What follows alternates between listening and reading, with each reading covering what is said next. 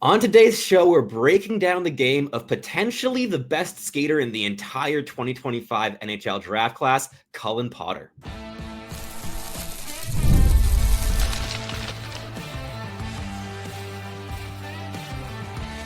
You are Locked On NHL Prospects, part of the Locked On Podcast Network. Your team every day. Hello, and welcome back to Locked On NHL Prospects, part of the Locked On Podcast Network, your team every day. On this show, we break down everything prospects related for you 5 days a week, Monday through Friday. I'm your host, Sebastian Hyde, joined today by Mark from NHL Draft Pros. How's it going, Mark? Good. How you doing, Sebastian? Good to be on again.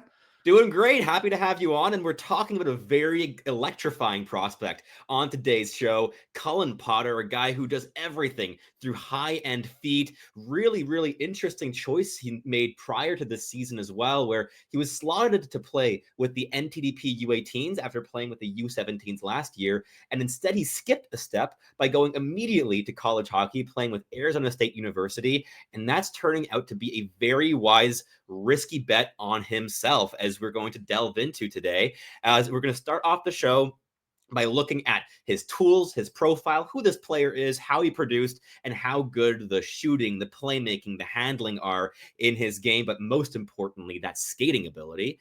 Then we'll move on to talk a bit more about the mental sides of his game, the habits, the IQ, and what growing pains there might still be that he has to surmount to reach this kind of style in an NHL middle six or maybe even top six if he really hits. And finally, we'll round things up by looking ahead a little bit at where he might go on draft day, which NHL teams would make good fits, and which NHL players play a similar style of game to Cullen Potter. So let's just dive straight into it by introducing who this player is.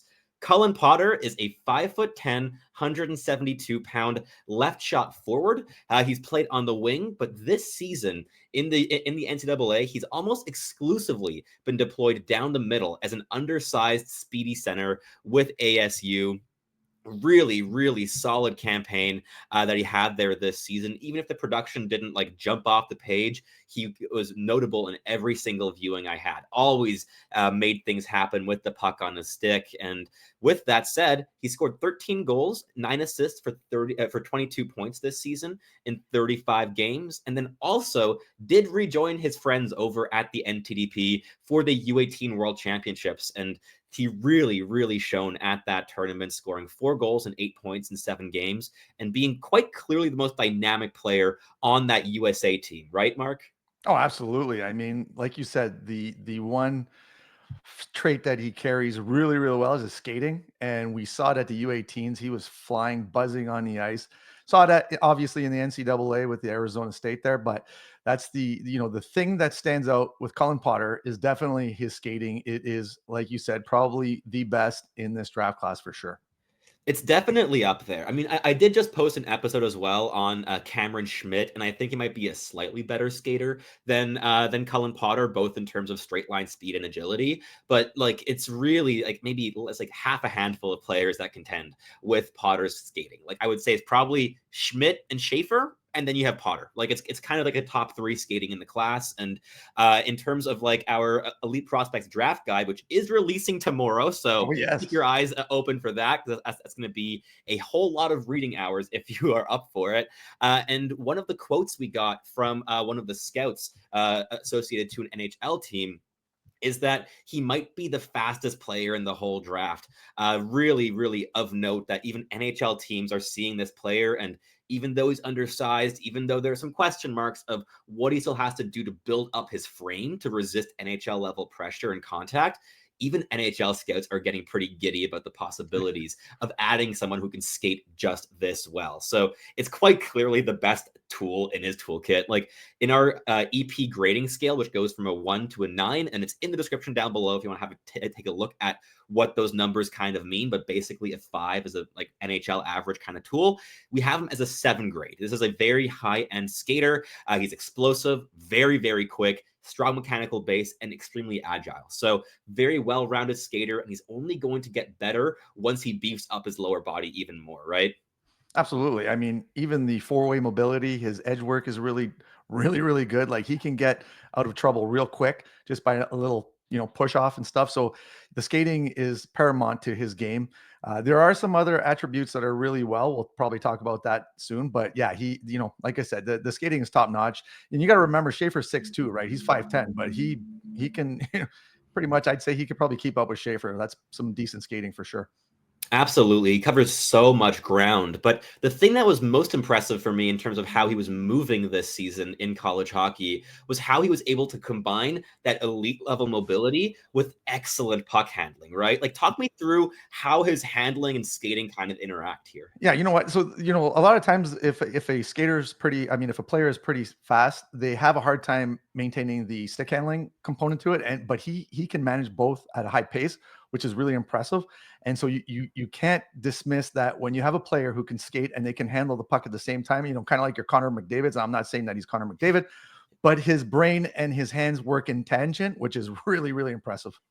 Absolutely, it is. And I think in terms of the puck handling, like, obviously the pace at which he can execute it is a standout trait here. I also think what's really interesting is kind of his escapability in like really tight quarter situations when he can't just rely on his open ice speed to get out of places, because he has that agility. He has some pretty good like lateral explosiveness as well, to just like get one quick like extension out to the side to try to like burst out of a pile of players. And the hands really work nicely in a phone booth. Like, he's a really deft puck handler under pressure. And I also think that that's opened up, or that could open up a lot more playmaking opportunities in the future. Like, this season with ASU, he was playing very much a high intensity two-way game and was a bit of like a rush shooter as well. But that playmaking, I didn't think always had the time to shine as much as it could. We saw it a lot brighter at the U18 World, where we have a bit more space, a bit more time, and more offensive puck touches as well to make things happen. But at his best, he's able to thread needles at high paces, like when he's skating at speed, mid stride, to send like a cross seam pass over to a fellow winger on the opposite flank. He's able to kind of knit these sequences together really impressively. So I think the playmaking has an interesting amount of growth potential too, because it's fed by this base of mobility and handling, right? Absolutely, yeah. I mean, you know what? And the thing with Potter, we got to remember he's one of the youngest players in the NCAA. He opted out of the U18 NTDP and ended up going the NCAA route. And there's an adjustment period for players, and like even you saw it with James Hagens. There's an adjustment period, and as the season progressed, he was starting to figure it out a little bit better. At the beginning, I thought that he had a little bit too many turnovers, but near the end, especially going into the U18s, you could see that he was figuring it out, and he was a lot better come the end of the season. He really was, yeah. So, like, in terms of like how these tools kind of grade out, we already said that the skating is a 7 grade. I'd say that the passing ability is probably like a 5.5. It's still kind of in its growth stage. It's not refined just yet, but Absolutely. there's room to grow. Whereas the handling is definitely a bit more like fully fledged at this point, maybe a 6 grade on our 9-point scale. But let's finish up the puck skills here with the shooting ability, which I thought was probably like a more potent offensive tool than the playmaking, but I see a bit less like growing room with it, if that makes sense. Yeah, absolutely. And his shot was really good. He's got a really good shot being a smaller player. However, I found that his shot selection was a little bit off sometimes. He was trying a little bit too many shots from the periphery when and he could use that speed to, open up some space, create time and space. And he was, shooting at times when he shouldn't have shot. So the shot selection was a little bit, inconsistent, I guess you could say. However, he does have a decent shot. And I think that, as he gets bigger and stronger, that shot will kind of improve a little bit. I mean, but like you said, it's not really, there's not too much room for growth in that department for sure. Yeah, and I think like probably the biggest thing that might hold this player back, the thing that might get him to fall on draft day, because on pure skill alone, he's most likely a top 20 or top 22 talent in most people's valuation. But the reason he's a bit lower is because of that frame and that physicality. And I think that I had some growing pains this season in college hockey. There were certain elements I thought that he adapted at better than expected, and other facets where, especially while playing like heavier, older teams in college hockey, where he could just be completely kept to the perimeter in the offensive zone, and kind of like those puck battles in tight, or when he's working around the net front, just kind of being like bounced off like a bumper cart a little bit. So he's definitely smaller, right? 5'10", 172, but he's going to be able to fill out, like, if in the NHL, he's probably going to be playing at like maybe 5'11" if he grows another inch, and maybe like 190, 195 pounds, depending how much he's able to grow. But when you're looking at his physicality, I know that like you guys at McKeens have him significantly higher than we do at elite prospects. And I think we see a lot of the same elements. It's more just a question of what do you project to kind of like continue being weaknesses and what do you think could develop into strengths down the road? So how do you think the physicality could improve and resist contact better at the end of the day? Yeah, again, it's he's one of the younger players in NCAA, and I think that is hard on a young player, especially when you're playing against 20-plus-year-old opponents and high skilled opponents. Not and the thing is that he just has to get a little bit stronger, and he's got to realize how to leverage that strength. He's still slight in terms of a prospect, but I mean that speed. If he could use that speed to get his way out of those small area battles, I think that would come a long way.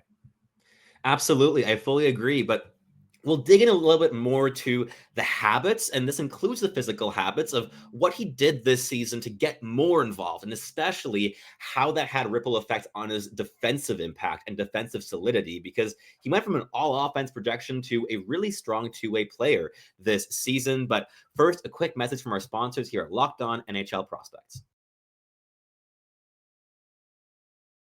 Looking for a snack that's both delicious and nutritious? Crack into a good source of protein with Wonderful Pistachios.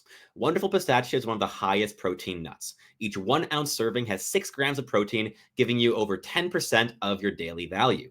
Plus, they're packed with fiber and better for you unsaturated fats to help keeping you feel fueled for longer. Personally, I love the no shells variety. It's the perfect grab and go snack for my busy days. Whether I'm at my desk, on a road trip, or just need a quick protein boost, they're always my go-to. And if you love cracking open every shell for that satisfying crunch, the in-shell variety are a classic favorite. Get snacking and get cracking with the snack that packs a protein punch. Visit wonderfulpistachios.com to learn more. All righty, let's keep things rolling here in the second segment, breaking down the game of Cullen Potter, the dynamic center from Arizona State University. And to kick things off in this segment, let's talk about very broadly how is his hockey sense? We're going to dig in a bit more to the minutia and the habits and whatnot later on in the segment. But as a whole, as an umbrella, what do you make of how he thinks the game? Yeah, he's decent. There's definitely some room for improvement. I found that sometimes he was rushing plays a little bit too much, and again, I think that it comes with the change of pace in the game from the NTDP or USHL to the NCAA. So at the beginning of the season, like I said earlier, there were a few turnovers because he was rushing things too much. He's just got to slow the play down a little bit. Um, and the physicality we've mentioned, and also his play away from the puck sometimes. Sometimes he would lose assignments. And again, these are all things that come with youth and being one of the youngest players in the NCAA. And I think it's a matter of time. Like, I think that next year in the NCAA, he's going to have a great season. I'm calling it right now. He's going to probably have an unreal season next year in the NCAA if he progresses the way that he has even this season. So I think that just little parts of his game that he just needs to rectify a little bit. Absolutely. And I think that like Arizona State University is a really interesting place for him to keep developing. And they're also getting a bit of an influx of talent next season. I mean, the big name, I believe, who's committed to ASU is Benjamin Kevan of the Des Moines Buccaneers, but he's currently not coming up on ASU's thing for next year. So let me just double check that. But if they were to combine, I think that those two would be just absolute dynamite off the rush together, who bring a bunch of speed, a lot of handling ability also in transition. Yeah, so Benjamin Kevan right now is committed for 2026-27, but I think he's proven just about everything he can in the USHL at this point. Yeah. He's probably going to make that jump a year early, but it's a really great environment for these speedy young players to also gain a lot on the defensive side. And talking about like those habits and the IQ, what impressed me the most this season was actually his defensive awareness. Like, yeah, he missed assignments sometimes, but overall, this was a studious and responsible defensive piece who was tracking players well, keeping his gaps really tight, not allowing opponents to have much time or space on puck. And even though he wasn't the most refined in every single aspect, he had the motor, he had the desire and the will to apply that pressure. So definitely a lot of these underlying habits that I also think feed into that defensive awareness component that's shown quite brightly. What I think struggled a little bit more was kind of layering in dynamism and deception into his rushes. Very speedy player, as we're talking about.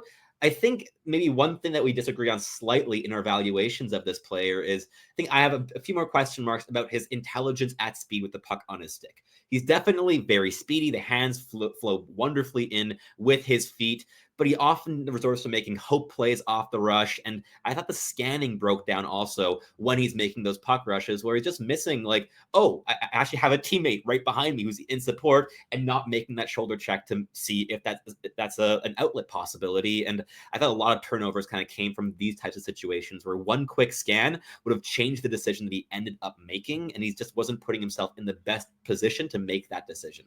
Yeah, and I think, like I said before, with the shot selection, there's times when the better option would have been probably, like you said, scanning a little shoulder look off and passing it off. But he kind of had the blinders on and was hoping for a low percentage scoring chance in those low danger areas. So yeah, there's little tidbits of his game that need some refining. But again, he's a young player, and it's a learning curve. When you step into the NCAA from any junior league, there is going to be a learning curve. And he's coming, he's a 17-year-old playing in the NCAA. So, it's all about learning those mistakes, figuring out what you need to improve upon, and then doing that at the next season, basically.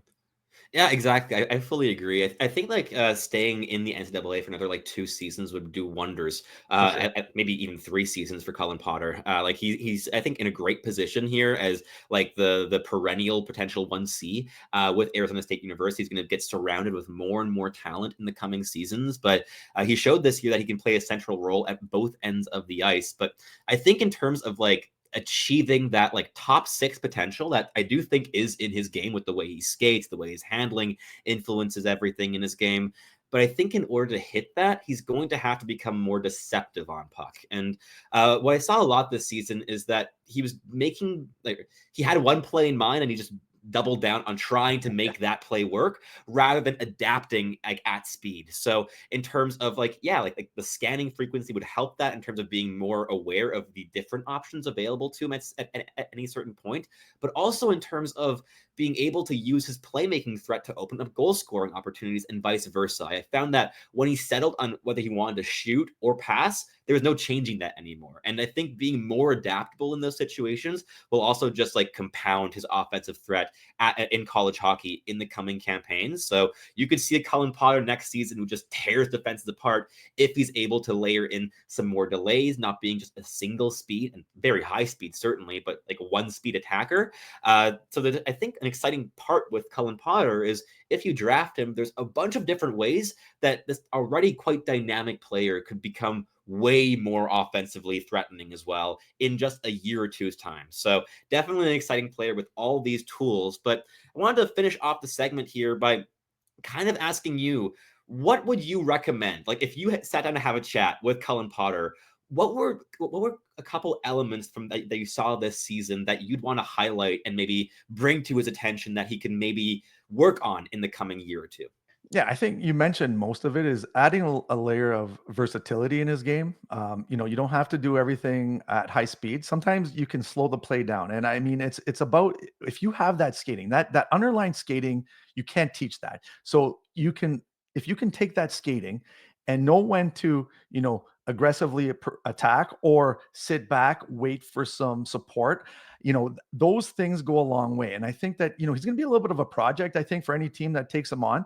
However, if you leave him in the NCAA for like you said, 2 or 3 more years, and he learns how to, change the rush attack a little bit better and use your teammates as options, I think that he could potentially be a really, really nice steal of this draft if he drops, significantly in the first round, we'll say.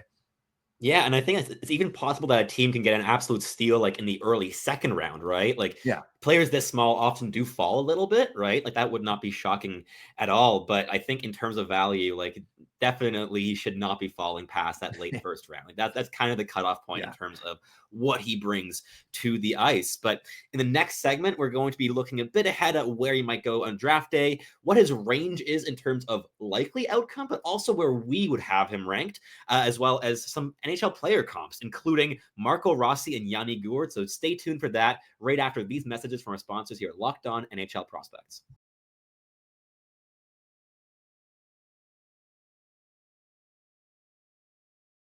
All righty, let's wrap up the show here in the final segment, breaking down the game of Cullen Potter, one of the more electrifying players who will be eligible, who will be available past 20th overall in all likelihood on draft day. So, where do you think he'll go? Like, what's the most likely kind of range of picks in your mind? I'd say mid first. It's this is a little bit of a weaker draft. We'll say there's not as much depth. There is some high end talent. Based on that, I think that my rankings, in terms of where we'd fall, I'd say 15 to 25 is kind of where I have them. It depends on what a team's looking for and whether or not they're willing to wait for his development. So that's why I'd say mid to late first is probably the spot that he lands at in this draft. Yeah, I agree. I think like my guesstimate is kind of like between 17 and 32.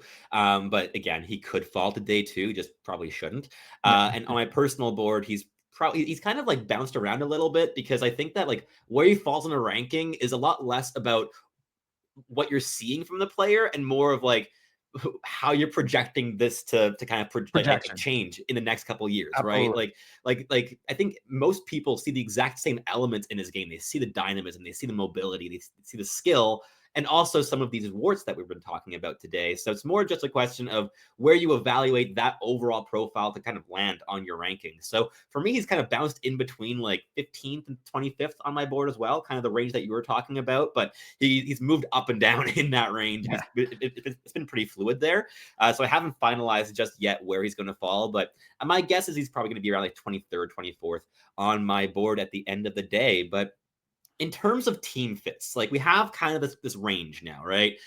Of teams picking in this range, one of the teams I highlighted yet again is the Philadelphia Flyers, your favorite team in the National Hockey League, who need centers, could use some more skill, and could use a playmaker who could elevate a guy like Matvey Michkov. How would you feel about them adding a player like Cullen Potter, or is he a bit too small? No, you know what? I mean, the Flyers have, the sixth overall pick. So I think that they're going to go with a bigger centerman with that pick. I think in the later picks, they got two more picks in the first round. I think that they might go like a D or even a forward with dynamism like Cullen Potter. And you can't teach that speed. And actually, in our mock that we did a while back, I took Cullen Potter with the Flyers second pick. And I think 20 something, but I think that that would be a great pickup for the Flyers in that you don't have to rush his development, but you have, those underlying traits that hockey teams love. And yeah, I could see him going in that vicinity. If the Flyers could land a big top line center with their sixth overall pick and then land Cullen Potter in the later first, I mean, come on, I'm all for it. Absolutely. And I mean, they have the picks at 22nd overall and either 31st or 32nd, Yeah, depending who wins the Stanley Cup final yeah, here. But if you want to like be bullish and take him a bit earlier, 22 is a great range for him. And if he falls into your lap in the late first, why not pick him up there, can't go right? wrong. Yeah, Exactly. But there's another team that also has potentially two opportunities to pick this player, and that'd be the Calgary Flames, who also need centers, also need dynamic skill, would probably want a bigger player, but could be convinced, maybe especially at that like 30, like second, 31st pick. Like it's between Philly and Calgary, depending like who goes 31, who goes 32, depending on who wins the Stanley Cup here. yeah, But I think either of those spots make sense as well for the Calgary Flames, right? Like they need a bit more pop, they need a bit more offensive skill. And in terms of players that you could pair with a guy like Matthew Coronado, I yeah, like the fit here with yeah. with Cullen Potter. That'd be unreal. You look at the tiers of this draft, there's a little bit of a drop off after the, mid 20s. And so if Cullen Potter falls outside of that and he's in the 30 range, like the end of the first round, I don't see a team passing on Cullen Potter, even though he's smallish, but he has that dynamic skating and those puck handling skills. And, like I said, if he fixes up a few elements of his game, this could be like a huge steal for whatever team drafts him, especially late first. Absolutely. And the last team I wanted to highlight here is the Nashville Predators, who actually would have three opportunities to select this player in the range that he might go, as they have picks 23, 26, and 35. I think with any of those, Nashville is looking for upside. This is a team that has been drafting for upside very reliably since Barry Trotz took over as general manager. And I think anywhere in that range, like they're probably going to want to add some size with some of those picks. But if one of those you spend on a smaller dynamic center, especially if you miss out on James Hagan with that first pick and get one of the other guys in that range and still want to get a player in that undersized play driving skill mold who skates like the wind. I think Cullen Potter would be a great consolation prize if you cannot land James Higgins. But let's talk a bit more about that ceiling and floor at the NHL level. Talk me through where you see him settling if he hits his absolute upside. I mean, he could be a top line center or winger because he's played wing too, right? So I mean, he's got the speed, and like if he can change some of the things that he needs to improve upon, like I said, I think that this could potentially, and this is like his ceiling, and however, he'd be a great second line forward, Yeah, and you can't go wrong. Like you can't teach that speed, and people understand that is a very important part of the NHL. The NHL has gotten faster. And in terms of points, this year in NCAA, he was only behind James Higgins in draft eligible players for points. 22 points versus Higgins 37 points. And James Higgins is a 2006 born player, and he's a 2007 born player. So yeah, you can't go wrong. I think top six, middle six at the lowest. But yeah, this is a player that could definitely turn some heads in a few years for sure. for sure. And in terms of floor, like you're mentioning there, like you see him as a bottom six guy, pretty much as a shoe-in, right? Like in terms of like that fallback game, like he really did develop that a lot this season. I think personally, I still see a chance that he kind of like settles as like an elite level AHLer or tweener between the two leagues. Yeah. Especially because like we've seen a lot of hardworking, good players who are skilled and speedy struggle to make that final step. I'm thinking of guys like Matthew Phillips and Trey Fix-Wolanski, for instance, in recent years. But at the same time, neither of those guys skate quite like Cullen Potter does. Like he's a really elite mover. Yeah, and I think like the offensive skills Potter contains, I think they're higher than those players. So I think that he's got he's got a little bit more upside in terms of the offensive threat. So I think that he could make that jump seamlessly in a few years. Like I said, he's a project. He's going to need a few more years. And if he gets up to 5'11", 190, then watch out. Absolutely. And if he like ends up falling into like that bottom six kind of capacity, if the skill doesn't carry him into a top six in the NHL, a player comp that I came up with today, and in completely recency bias because he just signed a 6-year extension today, Yeah. Yanni Gourde of the Tampa Bay Lightning. I think that Cullen Potter this year really built up that defensive game, the defensive intensity, the will, the engagement that with like 5 or 6 or 7 years of developing that defensive side of the game could become a very speedy checking specialist who plays inside contact, would really have to fill out his frame and work better physically and gain leverage mechanics. But I think that there is that kind of game that he could reach as well if the skill doesn't quite carry him into a top six. But you also came up with a more recent drafted player as a player comp. Talk me through that one. Yeah, so Oliver Moore from the Chicago Blackhawks. I've had the privilege of watching both of them. So I've seen Oliver Moore play and I've seen Cullen Potter play at the NTDP level. And, the similarities are very close. They both are fast, dynamic skaters, both have good puck handling skills, nice shots. Some, issues maybe in, the defensive play, but Oliver Moore, look at what he's doing. And I think that with time and with Oliver Moore is, I think, 5'11", 6 feet ish. I think they got him in at 5'11". So if Colin Yeah. Potter gets that at 5'11", that skating is unreal. I think that, a little bit of time is all that Colin Potter needs.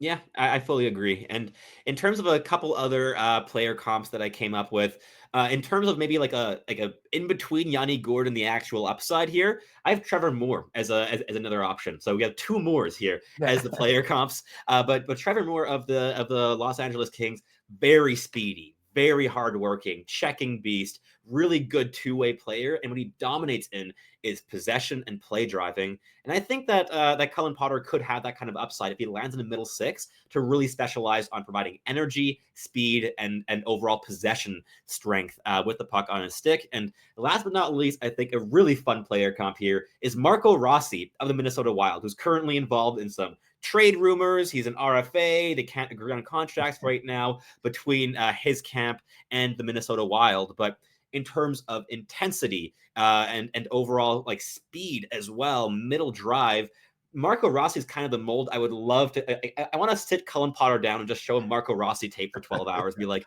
play like this guy, because I think there's a lot of similarities in the tools they have, but that defensive will with Rossi is at just another level, and Yeah. he's become an excellent support piece in terms of elevating elite level wingers, whether it be guys like Matthew Boldy or even Kirill Kaprizov. Do you see some similarities between those two players? Yeah, absolutely. I mean, that's a spot on, high end, comp if you want to put it. But yeah, he like, granted, Colin Potter did improve defensively over the season, and that's Yeah. one thing I found that he was, pressuring players more. He was using his speed to kind of help in the defensively overall.